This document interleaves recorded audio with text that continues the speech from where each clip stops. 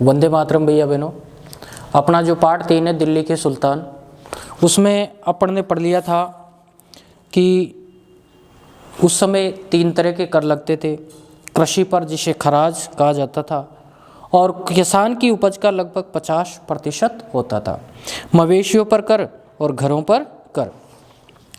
उसके बाद में जो अलग अलग क्षेत्र के सामंत थे वो मजबूत होते गए और उन्होंने अपने आप को राजा घोषित कर दिया और एक तरह से किलेबंदी शुरू कर दी।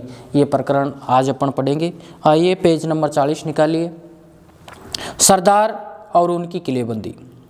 अफ्रीका देश मोरक्को से 14वीं शताब्दी में भारत आए यात्री इब्न बतूता ने बतलाया कि सरदार कभी कभी चट्टानी ऊबड़ खाबड़ पहाड़ी इलाकों में किले बनाकर रहते थे और कभी कभी बांस के झुरमुट्टों में। भारत में बांस पोला नहीं होता, ये बहुत बड़ा होता है। इसके अलग अलग हिस्से आपस में इस तरह से गुथे होते हैं कि उन पर आग का भी असर नहीं होता और वे कुल मिलाकर बहुत ही मजबूत होते हैं। सरदार इन जंगलों में रहते हैं जो इनके लिए किले की प्राचीर का काम देते हैं। यानी जो बांस के जंगल थे ना, उनमें सरदार रहते थे। इस दीवार के घेरे में ही उनके मवेशी और पशले रहते हैं। अंदर ही पानी भी उपलब्ध रहता है, अर्थात वहाँ एकत्रित हुआ वर्षा का जल। इसलिए उन्हें प्रबल बलशाली सेनाओं के बिना हराया नहीं जा सकता। ये सेनाएं जंगल में घुसकर खास तौर से तैयार किए गए औजारों से बांसों को काट डालती है। चंगेज खान के नेतृत्व में मंगोलों ने 1229 में उत्तर पूर्वी ईरान में ट्रांस ऑक्शियाना, यानी जिसका आधुनिक नाम है उज्बेकिस्तान, पर हमला किया और इसके शीघ्र बाद ही दिल्ली के सल्तनत को उनका धावा झेलना पड़ा। यानी 1219 में उन्होंने उज्बेकिस्तान पर हमला किया और उसके बाद में तुरंत बाद दिल्ली पर भी कर दिया। अलाउद्दीन खिलजी और मोहम्मद तुगलक के शासनकालों के आरंभ में दिल्ली पर मंगोलों के धावे बढ़ गए। इससे मजबूर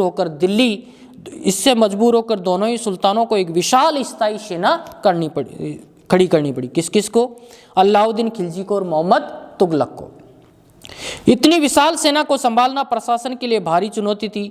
तो आइए देखें इस प्रशासन को, इस सेना को दोनों सुल्तानों ने कैसे संभाला। अलाउद्दीन खिलजी और मोहम्मद तुगलक। दिल्ली पर 2 बार हमले 1299 से 1300 में और 1302 से 1303 में इनका सामना करने के लिए अलाउद्दीन खिलजी ने एक विशाल स्थायी सेना खड़ी करी।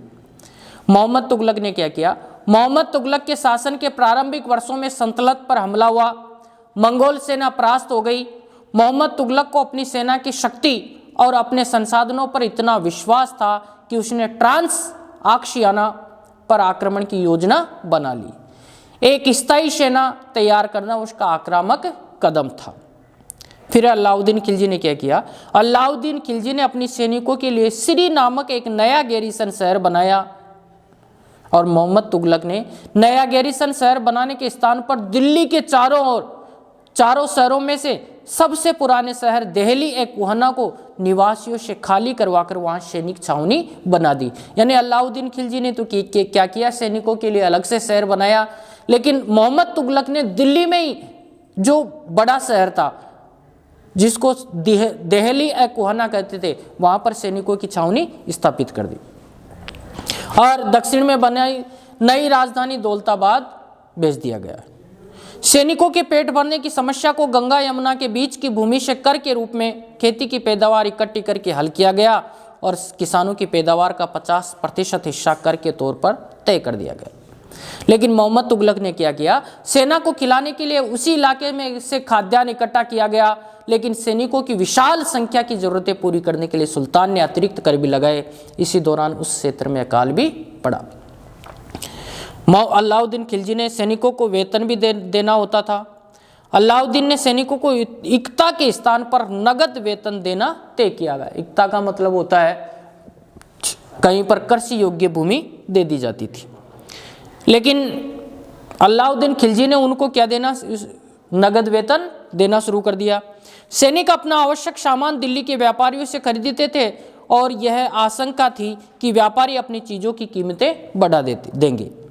इसे रोकने के लिए अलाउद्दीन ने दिल्ली में चीज़ों की कीमतों पर नियंत्रण लागू कर दिया और अफसर बड़ी सावधानी से कीमतों का सर्वेक्षण करते थे और व्यापारी निश्चित दरों का उल्लंघन करते उन्हें सजा मिलती थी।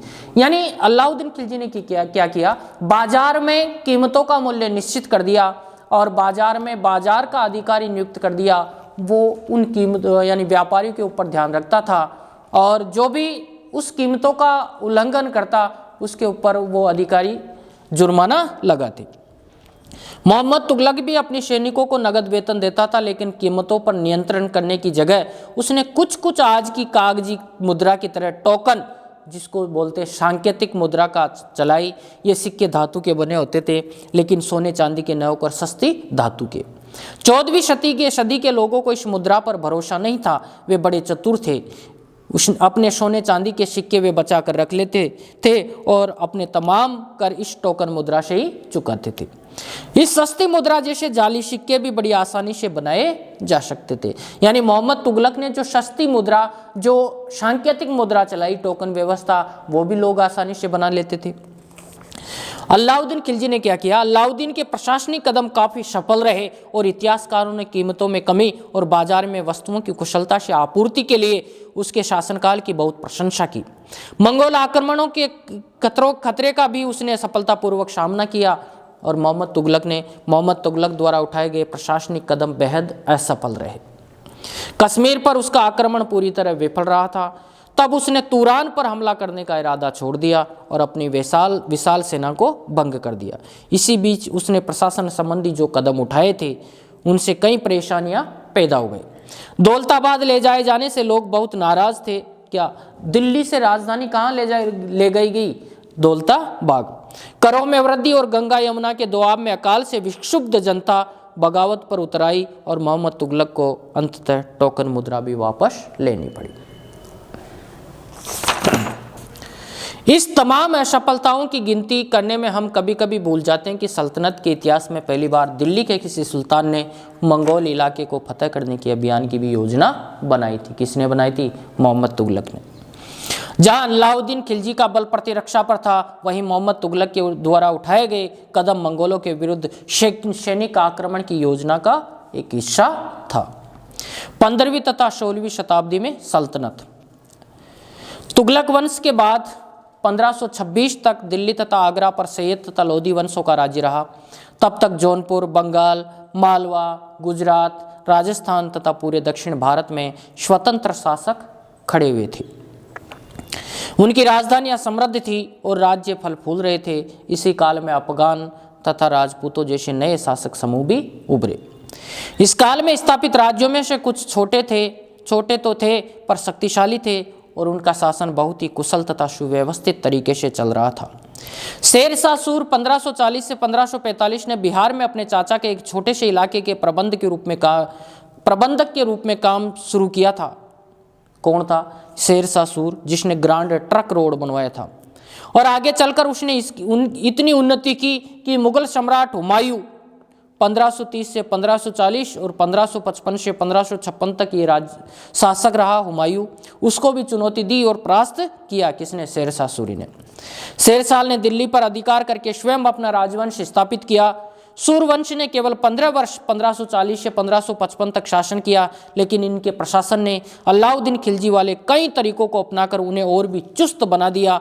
महान सम्राट अकबर 1556 से 1605 ने जब मुगल साम्राज्य को समेकित किया तो उसने प्रतिपान के रूप में शेरशाह की प्रशासन व्यवस्था को ही अपनाया। यानी शेरशाह ने अपनी 15 साल में जो शासन किया इतना मजबूत किया, उस शासन का प्रतिरूप अकबर ने भी अपनाया था।